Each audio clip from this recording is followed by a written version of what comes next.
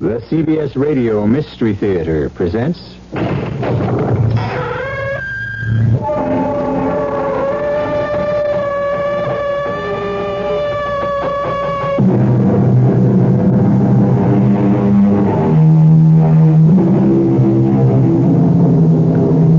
Come in. Welcome. I'm E.G. Marshall.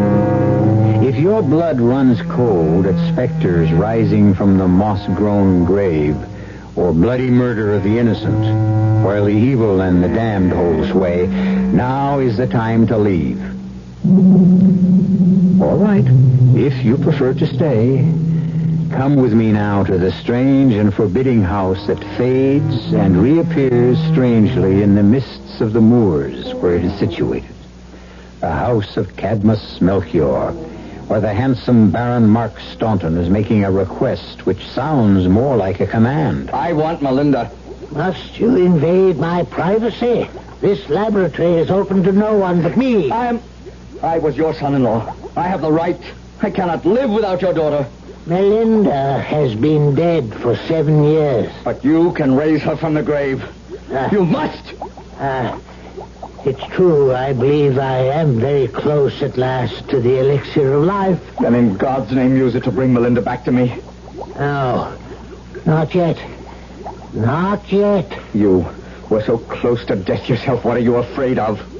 My fear is more for you. I warn you, my son. I warn you. Do not try to wake the dead.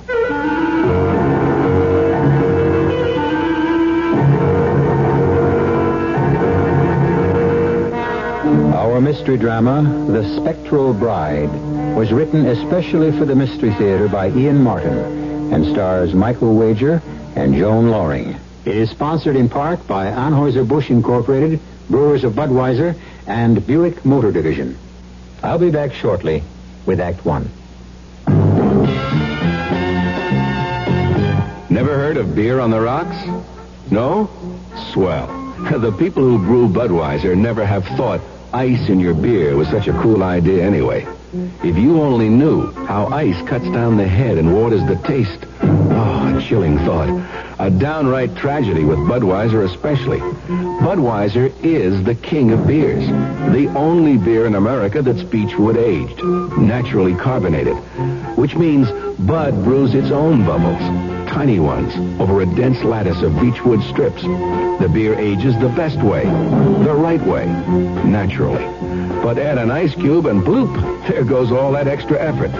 So if you forget to cool enough Bud, skip the cubes and put your Budweiser on ice for a while, on the coldest shelf in your refrigerator. Even if the wait does frost you a little, it'll be worth it. Anheuser-Busch, St. Louis. It's Frigidaire Factory Discount Days. Frigidaire Factory Discount Days? What do you get? What do you get?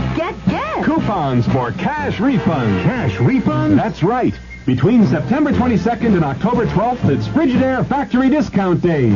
And you can get cash refunds when you buy selected Frigidaire appliances. You get a $10 cash refund direct from Frigidaire when you buy an FPCI 170T refrigerator, an RSC 36 range, a WCD washer, or a DCD dryer. You get a $15 refund when you buy an LC2 or an LCT 120 Skinny Mini Home Laundry Center. And you get a $25 refund when you buy both the washer and dryer. To receive your refund, just mail the coupon provided by your Frigidaire dealer and proof of purchase direct to Frigidaire. Coupons for cash refunds? Where are they at? Where are they at? At your nearest Frigidaire appliance dealer. So have a good day on Frigidaire.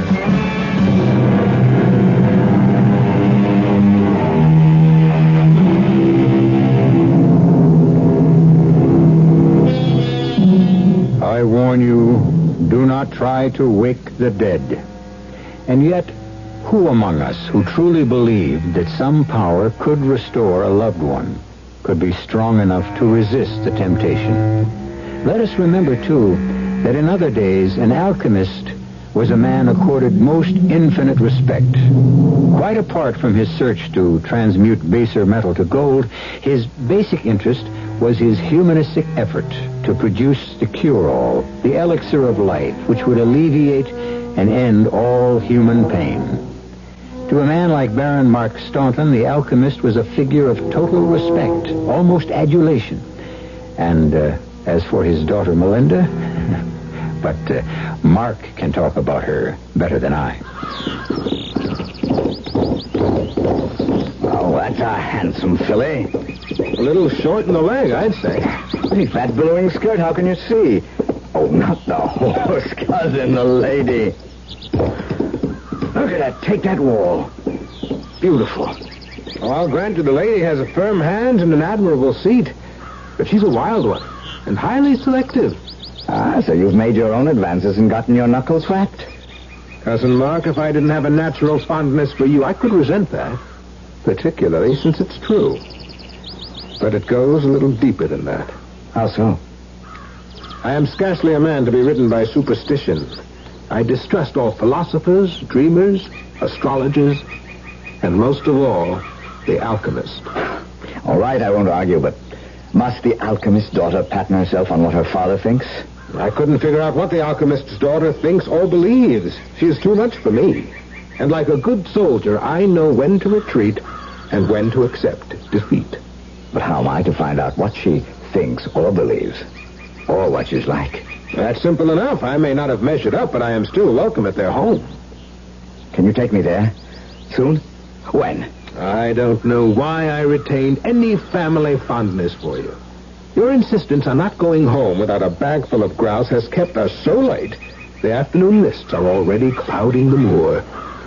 It might be best to ride to Mantra Manor till they blow away with the setting sun. Mantra Manor?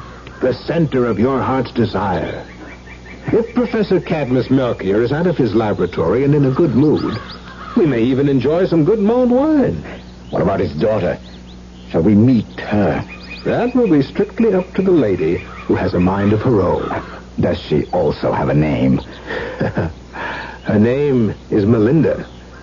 But if you'll forgive some friendly advice, she's as hard to gentle as your own stallion was.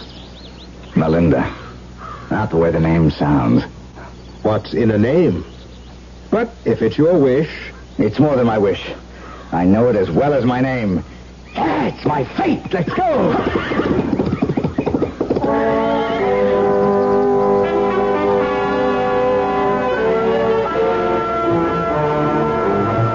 The alchemist was a tall, cadaverous man with piercing green eyes that gleamed like emeralds from the shadows beneath great tufted brows. But my own eyes had little time to spend on him. Instead, they followed Melinda as though controlled not by me, but by the spell of her presence. She had changed to a long white silken robe which clung to her body. Her face was impassive, but the long raven hair danced in curls against the white of her dress and her skin. And her eyes, so dark brown as to be nearly black, shone with excitement and mystery.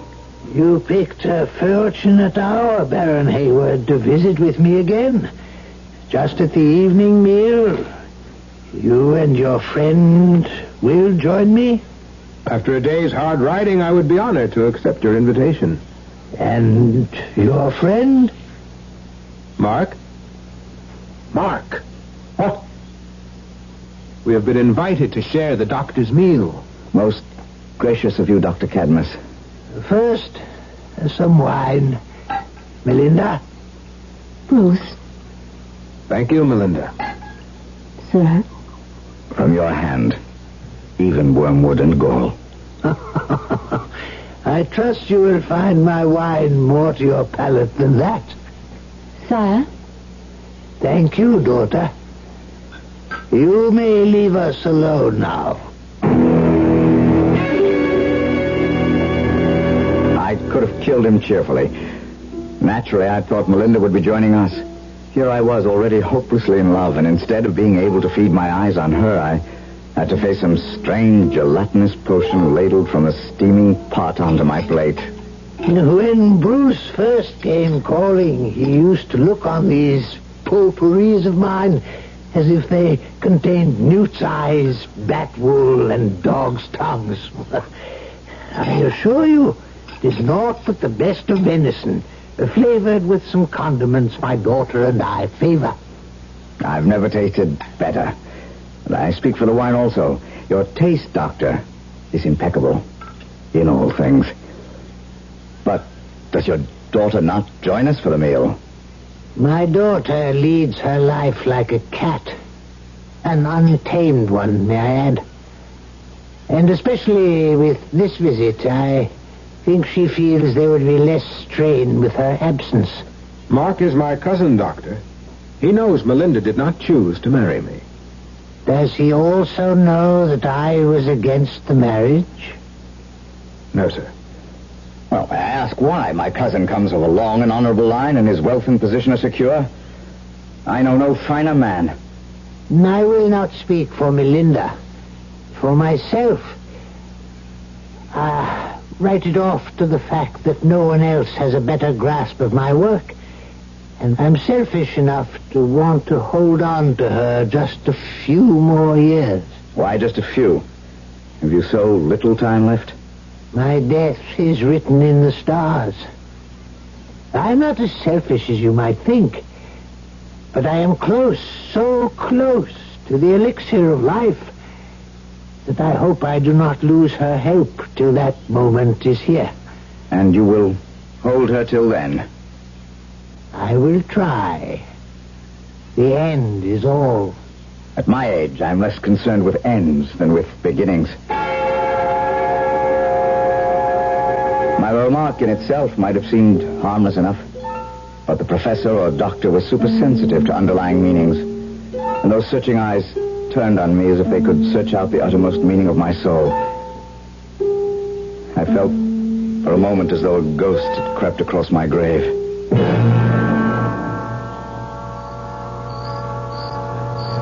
Thank you for your hospitality, sir. You are welcome, sir. I apologize only for having no household staff. All my slender resources go into my experiments. That's why I had to ask Bruce to go fetch your horses. I should have gone with him. I lingered only in the hope of bidding good evening to the Lady Melchior. And I held you only to suggest that you forget Melinda. I'm afraid that would be an impossibility, Doctor. I was afraid of that. You object if I try to call on her? I doubt if it would do any good. But my daughter is her own mistress. I can only caution you that... Caution is for old men, Father, not for the young. Still, I am here in its name. What do you mean? The mist lies like a blanket on the moor. Even Bruce, as well as he knows the way, could not find it to the town, let alone Sir Mark. I have made up bids for both of them. They must stay and be our guests. For myself, I accept gladly. But perhaps Dr. Melchior... No. Melinda is right. It's as dark as a witch's pocket abroad. And unseasonably cold for these old bones. And besides, who am I to stand in the way of fate? Go in, Father, dear. I shall see our guests settled and safe. Settled. But safe? God's will be done. I shall see you in the morning. Good night, Father. Good night, Dr. Melchior. Well, Sir Mark, shall we walk together to the stables and tell Bruce he need not saddle the horses? Or to the end of the earth and beyond. Or to the end of the earth and beyond. But we should tell Bruce. Of course. If you'll lend me your hand to lead me the way.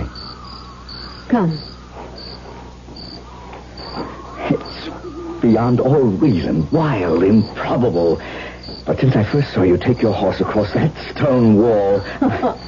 There's a gap in it not 3 feet away from where I went over, but I wanted to be sure you noticed me. How could I have missed you? Bruce might have wanted you to. I know about you and Bruce. But there never was anyone more honest and true-hearted, and he loves me like a brother. I think it would be very hard for anyone not to love you. Even you. It's scarcely seemly for the maid to make the first declaration. Does it have to be put in words? The moment our eyes crossed, you knew. I love you from the present dark to tomorrow's dawn. And all tomorrows. From this first moment to the last. To the grave and beyond. You don't even know me. And teach me to learn. It will not be hard. For I love you the same.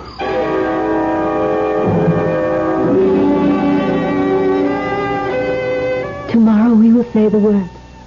The actual words that bind us. Forever.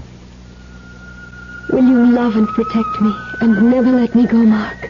You know I will. Oh, I want time to stand still. I won't grow old. It will for us. You never will for me. Even if we're parted. We won't be. But should we be? I'd kill myself. No. No, never. I won't allow you to harm yourself. Just never stop loving me.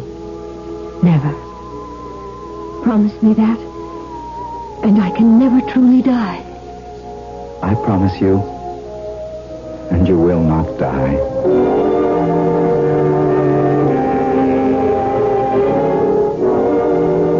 We were married and lived 6 months in such a state of bliss and absolute love that not one solitary thing, not even a vagrant thought of any world beyond us intruded on our paradise.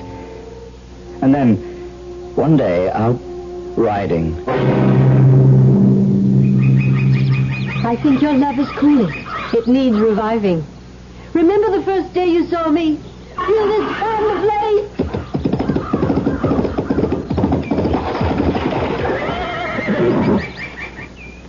Before I could move, she clapped spur to her horse and headed for a high stone wall. The approach was too short and the horse could not clear the wall. His front legs crashed knee-high against the stone and the horse and rider catapulted head over heels among a shower of rocks. By the time I got to Melinda, she was dead. No goodbye, just gone like a snuffed-out candle. Dead. Of a broken neck. Father-in-law, in God's name. I've been waiting for you, my son. I know. You are the alchemist. Your elixir of life. Another 6 months. But I have not yet found the key. We are both to blame for her death. You knew it was coming? If I had known for sure. But second sight is not infallible. And I wanted her happiness even above my mission in life. We both gambled and lost. Or perhaps I should say, all three of us. Isn't there some hope that your elixir... For centuries, that has remained a dream.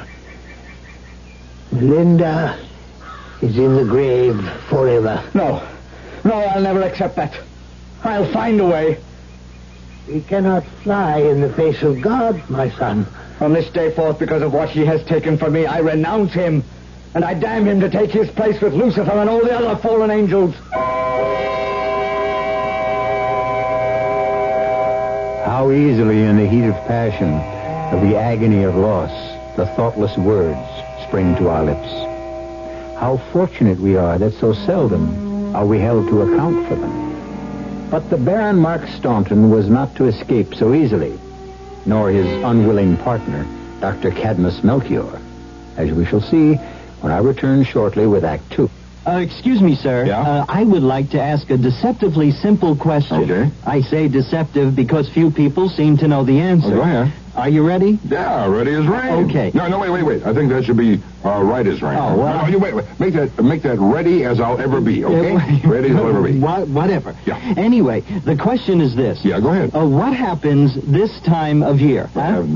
That's it. That's the question. That's the $64,000 question. That's the one for all the marbles, right? Well, That's the one that's on everybody's lips, huh? Yes. That's the question. Well, Good. as everyone should know, what happens this time of year is that Buick dealers are giving great deals on 1974 Buicks, which of course means that this time of year may very well be the best chance you'll ever have to buy a Buick. From the thrifty but surprisingly elegant Apollo to the dashing full-size LeSabre to the Electra, which surprisingly enough is the second largest selling luxury car in America. Know it all. Pretty soon it'll be time to go indoors and hibernate again. When you do, you'll start looking for ways to stay warm during those cold winter months. Frank Lieber here with some help from True Value Hardware Stores. They have Arvin's Radiant Fan Forced Heater, for instance, to warm that hard-to-heat workshop laundry area or any room in your home. Has a big reflector to move heated air faster and a safety tip-over switch. It's just $10.88. You'll stay warm on the inside, too, with the hearty meals you cook in Presto's 6-quart pressure cooker. It cooks up to 10 times faster, so foods retain their natural vitamins, minerals, and flavor. Made of sturdy cast aluminum, it costs just $14.88. True Value Hardware Stores have a General Electric Chronotel digital alarm clock, too, to help you get out of bed on those cold mornings. It's compact in size and has large, easy-to-read digits that rotate smoothly and quietly. It's only $9.88. You'll find them all at your nearby participating True Value Hardware store.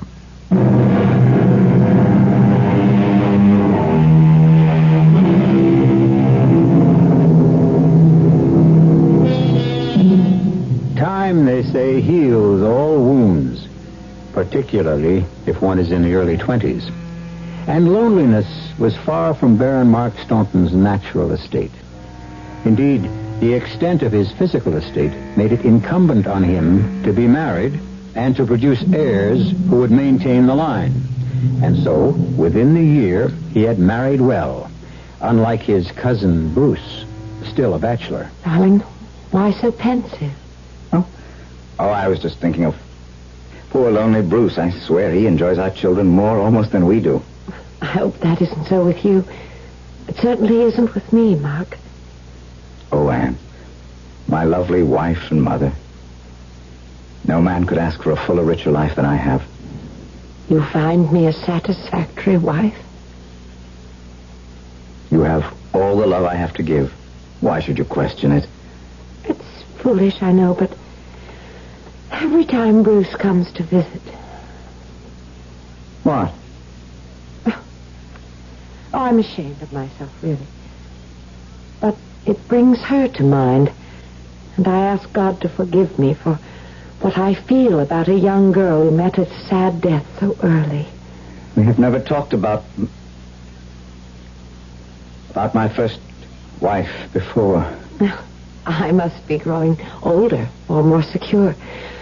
But I do love you so. Which makes us a pair of doves. Thank you, my love. And now I must go up to the children's room and be a bear. I know how they adore their Uncle Bruce, but he does get them so excited with his games and fun, and I can never get them off to sleep. I'll send him down. As I stepped to the fire to stir it up, somehow that simple exchange between a comfortably married man and wife had evoked another picture.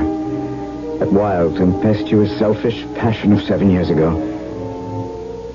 And from the glowing embers, the face of Melinda, dark eyes ablaze, hair flying in the wind. The face I had so long forced out of my mind suddenly faced me, accusing me, reminding me of all the irrevocable promises made in the heat of youth. I was glad to be interrupted as Bruce came to join me. You lucky old sinner. 2 wives and kids like that.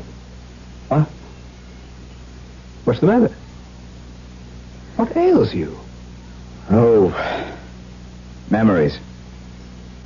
More and more they haunt me. First, it was only in my dreams, but now they invade my waking hours.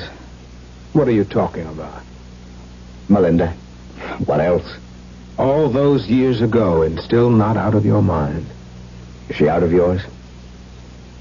Bruce, how would you like a visitor by month's end? You? You know my hunting lodge is too small. Just your old hunting companion. When the grouse season is at its height, Anne and the children go to visit Milady and Earl, and I would go to greater lengths to miss that dull, dreary household. That's not fair to Anne. Oh, not Anne, bless her. She's been the finest of wives and mothers, just her kin. For the sake of old ties and friendship, Bruce, free me for once from this deadly annual visit, or part of it. Invite me, when Anne returns, to shoot with you over old grounds. A man's retreat to his own company. It would be good to ride along with you again across the moors. Selfishly, I would welcome the visit.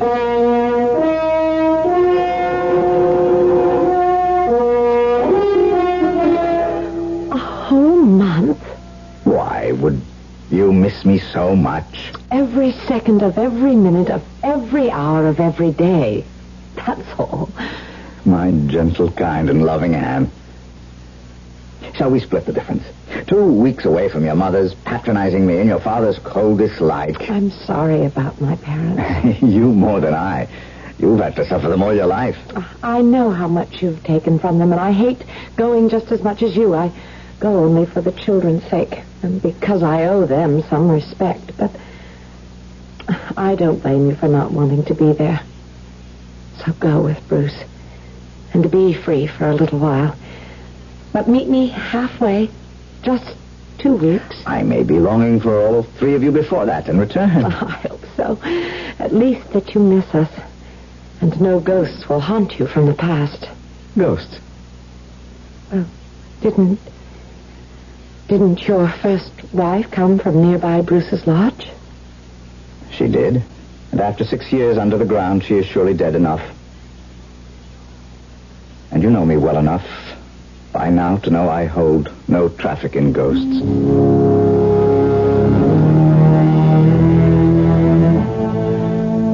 And so I went with Bruce back into the past. Did I really believe it had no hold on me? Was the tomb I had built in the darkest recesses of my heart for Melinda total recognition of her death? Or did some irrational hope still burn like a flame? That first night at Bruce's hunting lodge, we drank more than we should have and stayed up far too late. It was the darkest hour before the dawn when I was awakened by... Huh? I was asleep. Mark! Mark! You have come back. Melinda. Look. Melinda. Look to the window. Melinda. As you were. As I could be. It's the 7th year. And 3 nights from now, the moon is new. Go to my father. Make him bring me back. No. Melinda.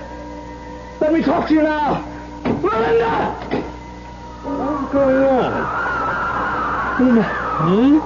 She was there just beyond the window. I could see her. Oh, you're as drunk as I am. Nobody outside that window. It's 30 feet to the there'll be no hunting tomorrow. We're due for heavy rain. Oh, my head is splitting. Let's both go to bed and sleep off our carousing. I could ask for nothing better than that. But whatever sleep I had was fitful because, as Bruce had predicted, the rain came slanting down and the black clouds lay so low across the moors a man might have reached and touched them from the back of a tall horse. At last I could stand it no longer. I had to face the magnet which had drawn me back to my past. I looked in on my snoring cousin, breakfasted on black bread and brandy, and saddling my horse, rode for the alchemist's isolated home. Suddenly, it was 7 years ago, and I almost expected Melinda to appear out of the fog.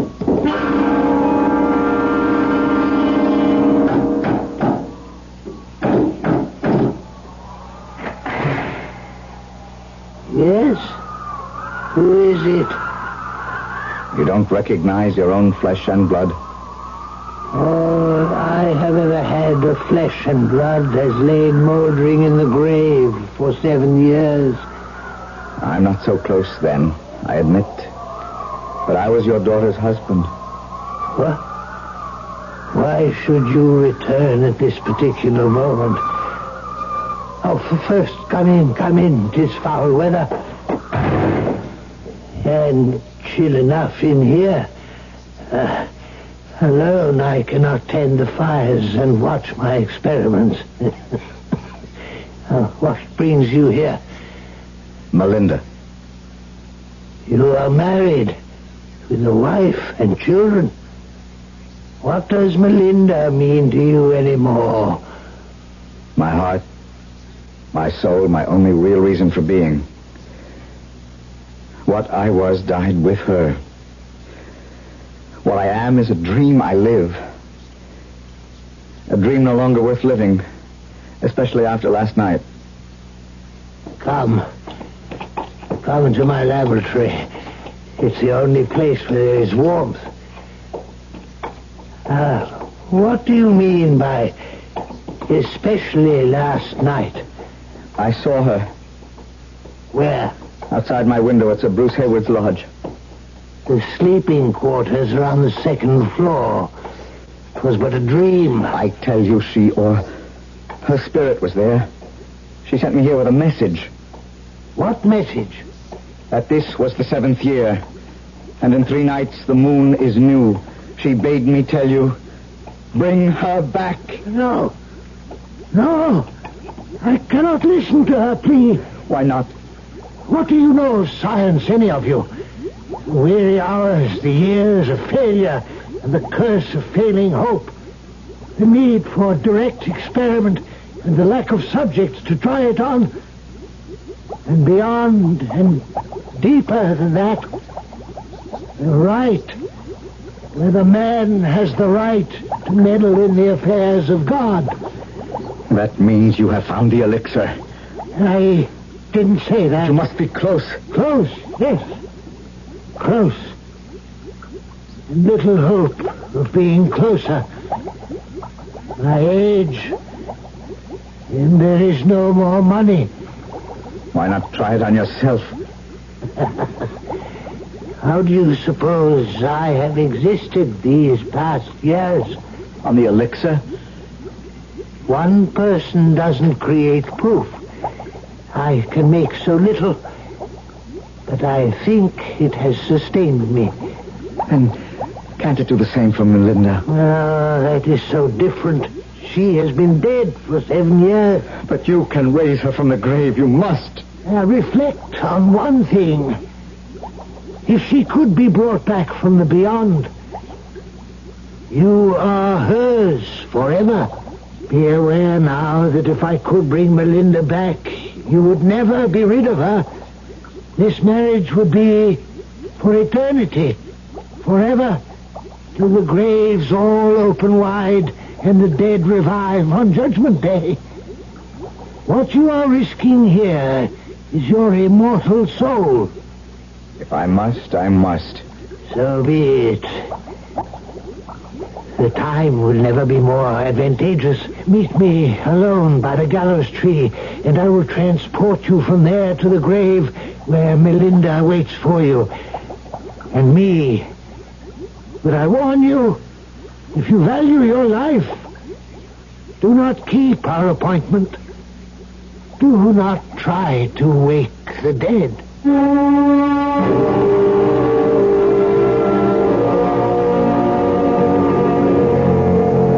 A woman moldering to dust in the fetid earth, to be brought back to life.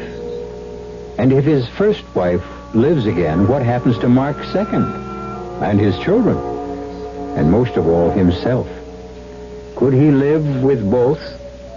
Or must he make a choice? Will he be allowed a choice? In attempting to give life to Melinda, is he perhaps signing his own death warrant? I'll be back shortly with Act 3. I want that sinus medicine. Headache tablets? No, sinus medicine. Sinus tablets. Helps the headache and the pressure. Oh, you mean sign off. Exactly. Headache pain is one thing. A sinus headache is something else. Sometimes your whole face can seem to throb with pain. You want relief. Take Sign-Off tablets. Sineoff, the sinus medicine that gives you a full dose of pure aspirin, plus a sinus drainer. Sign-Off, the sinus medicine that helps relieve sinus pain while you drain. And Sign-Off doesn't stop there. Have you tried Sign-Off Sinus Spray, the fastest known form of sinus congestion relief? It works in seconds. That's Sign-Off Sinus Spray. When sinus flares up, use Sign-Off tablets and spray, only as directed. Sineoff. Sign-Off. Exactly. Sign-Off, the sinus medicines in the bright red box. My daughter, the Dallas Times Herald carrier, has what she calls some good news and some bad news. The cost of home delivery of the Dallas Times-Herald is going up. Starting October 1st, it's going to cost $3.40 to have the Dallas Times-Herald delivered in Dallas County. It costs more to deliver the paper because it costs more to produce it. For example, there's a worldwide shortage of newsprint, and costs have gone up 27% this year. There's also a shortage of printer's ink, and that cost has doubled. Okay, now for the good news. The Dallas Times-Herald is still the best-written, best-read newspaper in town. This year it won more journalism awards than any other newspaper in Texas.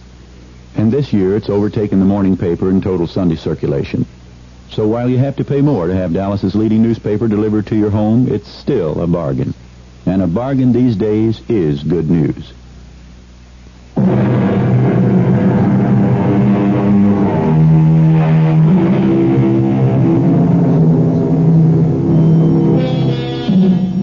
It was the poet Swinburne who said, "We thank with brief thanksgiving whatever gods may be, that no man lives forever, and dead men rise up never." Certainly all of us could subscribe to that and believe in it, and yet we could oppose that other famous quotation from Hamlet. There are more things in heaven and earth, Horatio, than are dreamt of in your philosophy. Let's see which proves more apt this time in this tale. For 2 days I tried to find another world to escape to, but no amount of wine or liquor dulled my thoughts or dampened my hope. Fortunately, it had the opposite effect on Bruce, and so when I left on the night of the new moon for my rendezvous with the alchemist, he was out as if he'd been clubbed.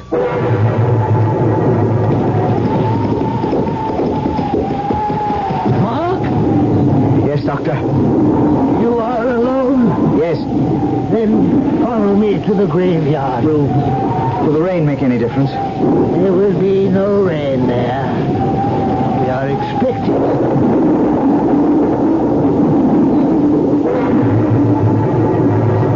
The old man was right. From the moment we left the gallows tree, the rain had stopped. And high above the scudding clouds, the fingernail of the brand new moon appeared and disappeared as if pointing straight at us. Come with me to the grave. For the last time, I warn you, wake not the dead. Let her rest. Aye, let her rest. But upon me... Reflect. She is 6 years dead. Who knows what awesome creature of loathing I am to resurrect? Then if it be so, I will join her now. It shall be as you wish. Step back.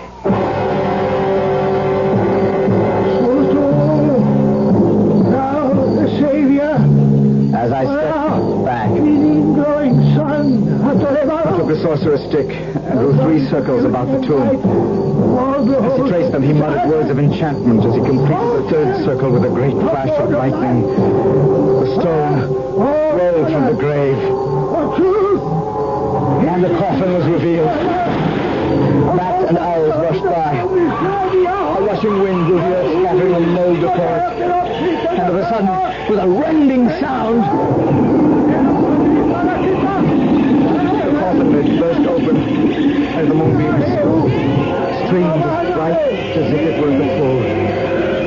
Then from the skull which Cadmus had filled with the smoking liquid, he poured the elixir on the grave, crying, The heart beats once more with the flood of life. Thine eye is open to sight. Arise, Belinda, from the tomb. And suddenly, rising from the rotting wood as fresh as though it had been yesterday, pale and cold from her long sleep with the black eyes flashing, and that glorious black hair tumbling about her shoulders was my Melinda, alive and breathing.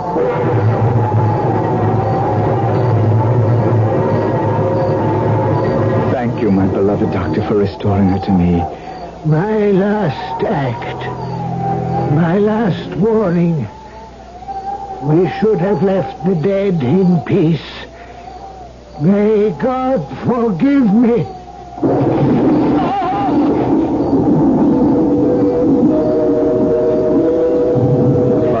torrential rain made anything but emergency action possible. I had scarce time to fold my chill and lovely bride in my arms before we had to drag her father to the tomb she had so recently risen from. Together we rolled the stone back into place. Melinda mounted my horse while I took the old man's. Darling, we'll ride to Bruce's lodge and warm you. No, Mark, please. I want to go home. In this weather, chilled as you are already... My blood flows warmer every minute, and the longer ride will warm and bring me back to full life again. Is there any reason why we can't go home? No reason in the world.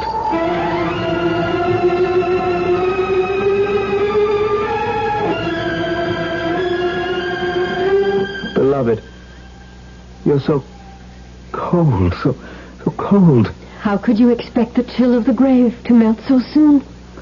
Shall I take you to my bed and warm you with my body? Too soon for that. You're not my husband anymore. I am your lover. Who broke your pledge to me? Remember? Oh, Melinda, You left me to rot in the grave. I begged your father to try the elixir to raise you again. He said it was not ready. He told me he had foreseen your death if you married me. He felt it was God's will. So you married another woman, and with her you conceived the children who might have been mine. I did all that. But it was I who drove your father into bringing you back. And now? Anne and the children will not be back for 3 weeks. We have all that time together to renew our love. For 3 weeks? And then? Well, we will come to some arrangement, some place for you to stay, or part of the castle, or Anne back with her parents, whatever works best. No. I want that woman out of my life. Divorce. That would be next to impossible. The bishop I'm not interested in divorce. You will be all mine, or there is nothing between us. She would have to die before she'd give you up. Then let her die. Her time has come. There is only one way for me as what I was and will forever be, your wife. Alone. I was warned. I should have known, admitted it. And I was trapped. I loaded my pistols and mounting my horse rode for my father-in-law's house.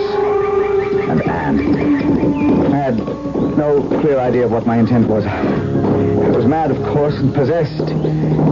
I had to have Melinda no matter the cost. And Anne was in the way. At her father's castle, I found Anne in the turret. It was a mild evening with a soft wind blowing, and I didn't know what I would have to do after I'd explained it to her, like everything else in our life. She resolved it. Hear the gulls cry in the distance, Mark. So strident when they are near. So mournful far away. It's like a sound I've heard faintly in my heart ever since we married. I gave you all the love I had to give. You said that once before. I should have read it more clearly. I thought Melinda could be forgotten. Vain thought now. Oh, and what can I say? Say? There's nothing to be said. What can you do? That's more to the point, isn't it? There are no halfways, and divorce would never be recognized. So what? Shall you shoot me? No. I wouldn't want to force you to do that. I used to come up here when I was a little girl, and I would think, how lovely if I could step from this turret, spread my skirts, and fly like the seagulls, skimming downward to the sea. It's because I love you, you see. Go fast, for no one knows you're here. Take care of the children. No! Goodbye. I love you. She was gone before I could reach her. Her skirts spreading like wings, but too weak to hold her up against the crags below. How long do you decently mourn a wife? Certainly more than 3 short weeks. But Melinda could not shake her chill, and the roses, once so bright in her cheeks, seemed fading, and the luster of her hair and eyes dimming. To have her in my bed, she must be my wife, and I felt that only I could bring her life again. To save her, anything was worth it. The censure of my neighbors, the sullen resistance from my servants, even the disgust for my old friend Bruce. I'm as mad as you are to stand up with you at this wedding. I cannot live without her, Bruce. Was there ever such a wedding? At least don't take your pistols to the altar. I carry them everywhere I go. No one believes I did not push Anne to her death. There is no one, perhaps save you, who would not like to see me dead. You and Melinda. Oh, God. Look at her in that white veil and pure white dress. Was anything ever lovelier? I was drunk with love and undeserved happiness. The ceremony went by in a daze until at last I turned to put the ring on her finger. In sick horror, I gazed at her hand. A skeleton's hand. The jointed bones with their shreds of desiccated flesh disintegrating in my hand. With a cry of agony, I stepped back and ripped the veil away from her face. Two socketless eyes looked blindly at me from the crumbling skull. Then, slowly, her whole frame collapsed inside the beaded dress to a pitiful heap of empty silk. Melinda was gone, and there was only one way I could join her. Mark! Take care of the children. It was all foretold. The alchemist knew only way Melinda and I can be with each other. It was Cadmus Melchior the alchemist who knew it as a philosopher, and yet was as weak as Mark, who was only a man who loved too well. We cannot fly in the face of God, and, I warn you, do not try to wake the dead. Such is the story of the Spectral Bride. I'll be back shortly. How many things can your family do together? Go to a movie? Go to a circus? Go on a picnic? Go on a vacation?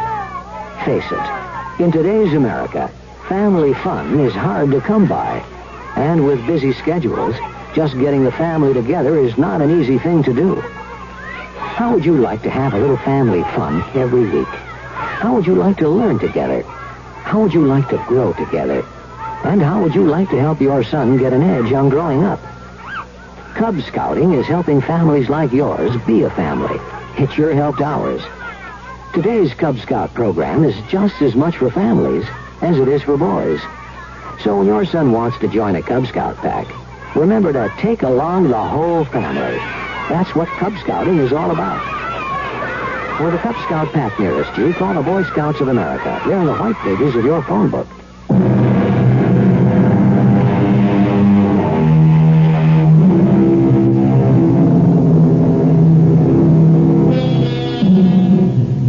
I don't know at what hour you heard this story, or what season of the year. For me, whenever I tell it, even on a summer's evening, some hint of old age always creeps into my bones. The fingertips chill, and my wife complains of cold feet. Mine. It does chill the blood. No doubt of it. And I hope it isn't true.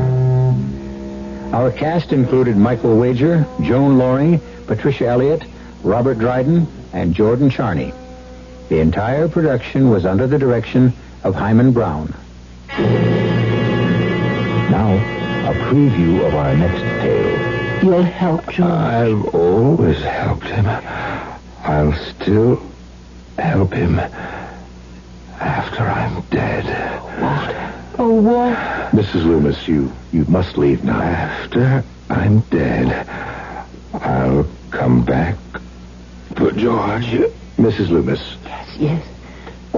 Goodbye, Walter. Goodbye for now. Doctor. I'm sorry, but there isn't a chance in the world He can hang on for minutes, days, but we can't save him. But I was just talking to him. You heard. I heard nothing. He wasn't saying anything. But I heard him. I heard him.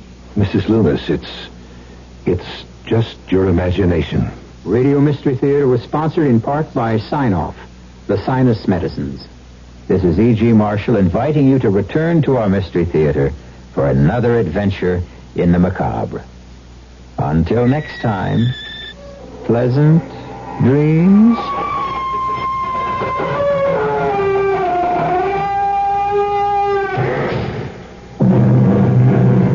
Tomorrow is a big day. Tomorrow is the official show date for the fantastic 1975 Chevrolets, and you can see them at the area's newest Chevrolet dealership. Light Chevrolet Company cordially invites you out to their big, beautiful 11-acre facility at North Central Expressway and Arapahoe in Richardson. Light Chevrolet Company and the beautiful 1975 Chevrolets both make their debut tomorrow. See them both at North Central and Arapahoe. Light Chevrolet and the 1975 Chevrolet lineup of cars and trucks. Wow, what a team.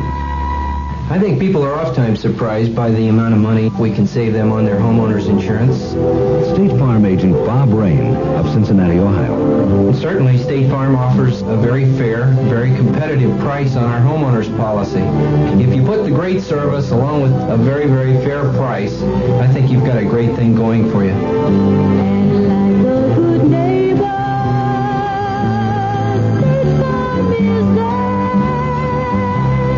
At 1080 on the dial, you're listening to KRLD Dallas. You've been listening to the OTR Gold Network. Find more classic radio at otrgold.com.